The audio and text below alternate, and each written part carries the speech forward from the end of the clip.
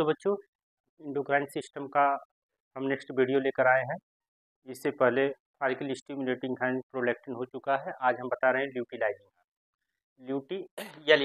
ल्यूटिलाइजिंग hormone. इसकी half life कितना होती है? 60 मिनट। मेल में इसका फंक्शन क्या है देख लो।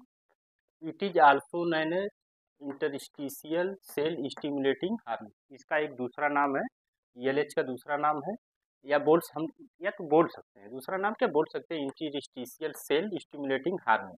क्यों ऐसा बोलेंगे? Because it stimulate the interstitial cell of Leydig in testis. देखो फिगर, देखो तुम लोगों को फिगर हम बताए थे रिप्रोडक्शन में। रिप्रोडक्शन में तुम लोग देखे थे ना,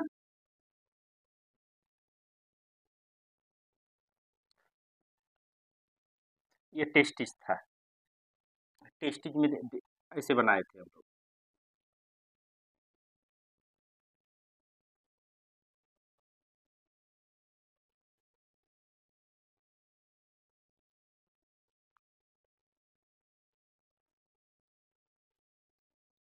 तो यह टेस्टिकुलर बताए थे नियर अबाउट। इसमें इसी में देखो 2 या 3 सेमिनिफेरस ट्यूब्यूल्स होती हैं।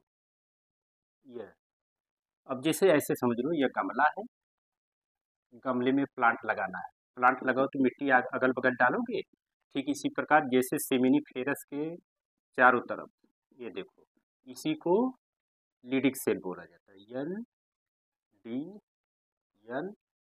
LDLEYDIG लीडिंग सेल, इसी को बोला जाता है। तो ये कह रहा है sorry, it stimulate the interstitial cell of Leydig in testis. Testis के अंदर जो लीडिंग कोशिका है, इनको स्टिमुलेट करता है। और फिर this hormone is responsible for secretion of testosterone. Male में मेल हार्मोन क्या है? टेस्टोस्टेरोन है ना। तो इसके सिक्रीशन में एलएच मेन रोल दिखाता है ना। This hormone is essential for secretion of testosterone from Leydig cell. मतलब लीडिंग सेल के द्वारा टेस्टोस्टेरोन का सिक्रीशन कराने में हेल्प करता है। विदाउट इसके हेल्प के टेस्टोस्टेरोन सिक्रीट नहीं होगा। अब देखो फीमेल में क्या है, maturation of vesicular follicle into Graafian follicle. जैसे देखो तुम लोगों को हम पढ़ा चुके हैं, अभी जस्ट पीछे पढ़े थे कि ओवरी का हमने बड़ा सा फिगर बनाया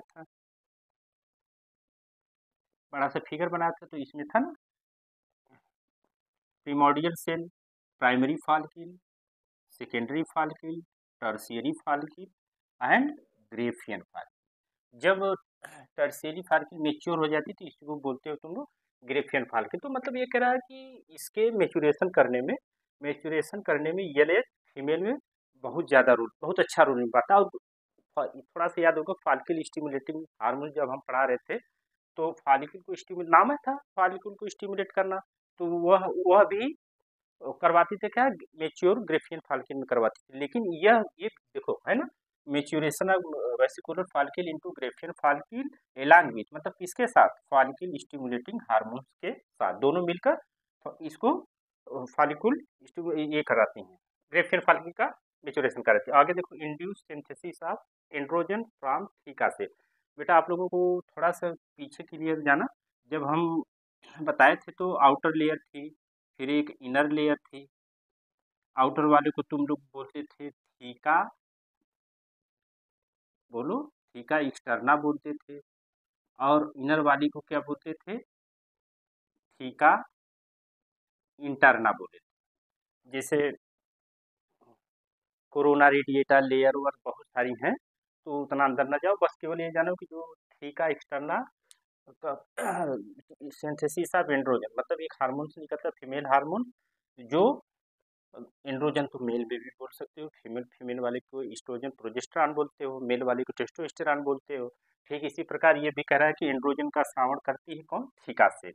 और फिर it is responsible for ovulation. Ovulation क्या होता है?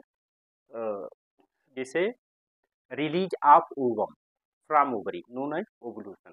देखिए ओवरी है, इसी में हमने बताया था ये ओवम है।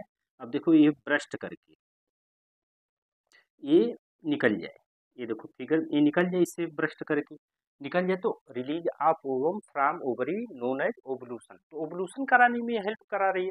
अब देखो जब यह इसी का नाम तुम लोग क्या बोले थे, ग्रेफियन फॉलिकल है। अब यही ग्रेफियन फॉलिकल किसमें बदल जा रही है, कार्पस ल्यूटियम में, कार्पस ल्यूटियम में।